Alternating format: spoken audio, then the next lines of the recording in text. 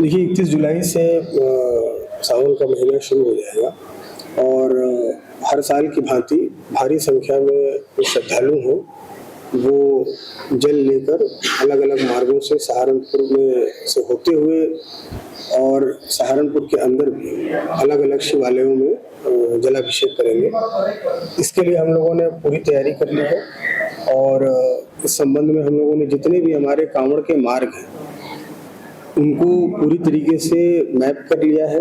कहाँ पे क्या समस्या है, क्या ट्रैफिक डाइवर्जन करना है हम लोगों को।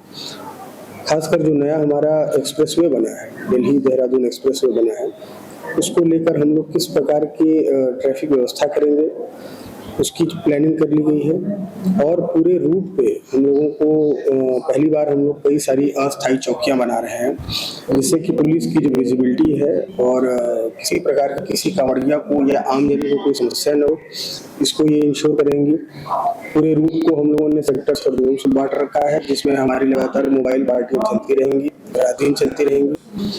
और जो अन्य जिले हैं, अन्य राज्य के जिले हैं प्लस जो हमारे बॉर्डरिंग जिले हैं, उन सभी के साथ समन्वय लगातार हम लोग का बना हुआ है, बैठकें भी हो रही हैं और किसी भी प्रकार की कोई दिक्कत न हो इसके लिए सभी जिले अपने अपने प्लान्स को आपस में मिला के एक हम लोग यूनिफाइड प्लान बना रहे हैं।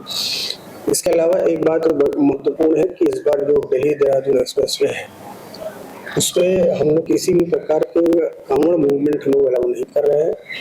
इसका जो मार्ग है हम लोगों का वो ट्रैफिक डाइवर्जन के लिए हम लोग उसको इस्तेमाल कर रहे हैं जिससे कि अन्य लोग जिनको दिल्ली जाना है या देहरादून की तरफ जाना है वो लोग इस मार्ग का उपयोग कर सकते हैं। इसके अलावा जो हम लोगों के शिवालय हैं वहाँ पर सुरक्षा व्यवस्था हम लोग देख रहे हैं, प्रकाश की व्यवस्था, CCTV कैमरे लगे हुए, हमारे लगातार जो PA सिस्टम चलते रहेंगे उनको भी से हम लोग लगाना शुरू कर दिए हैं।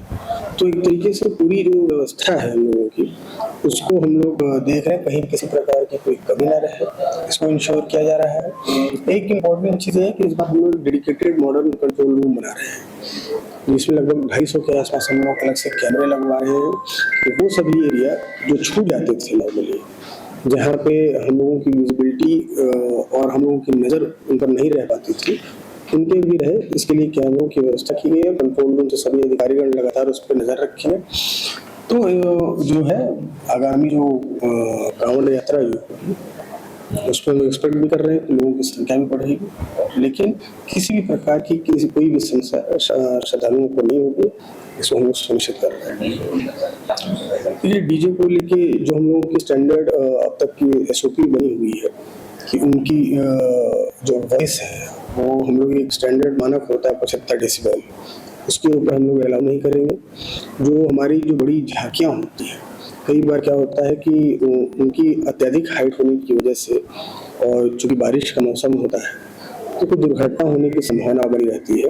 तो उसके लिए हम लोगों ने भी मानक तय किया है कि 10 से 12 फीट की जो चीज़ें हैं, जो झांकियाँ हैं उसी को अलाउ करेंगे। उससे ऊंची अगर कोई भी झांकी होगी तो उसको अलाउ नहीं किया जाएगा। इसके लिए हम लोग हरिद्वार और जो हमारा बॉर्डरिंग यमुनानगर जिला है उन सबों से बात हो रही है। बहुत जगह अगर कोई स्टंटबाजी कर रहा है या साइलेंसर निकाल कर अपनी बाइकों को चला रहा है उसके लिए भी लोगों से अनुरोध है कि इस तरह की चीज़ें न करें।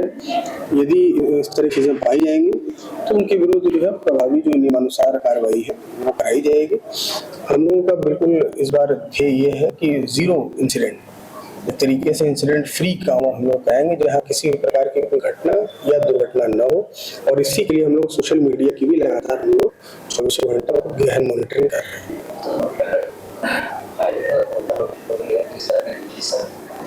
देखिए इसके लिए विभाग है और जो हमारे DSO होते हैं वो अपनी टीम के साथ लगातार उन चीज़ों को चेक करेंगे और उनके सहयोग के लिए पुलिस की भी टीमें रहेंगी और इसको इंश्योर किया जाएगा कि कहीं भी कोई जो दाम से बहुत अधिक लोग उसमें ना मांगे।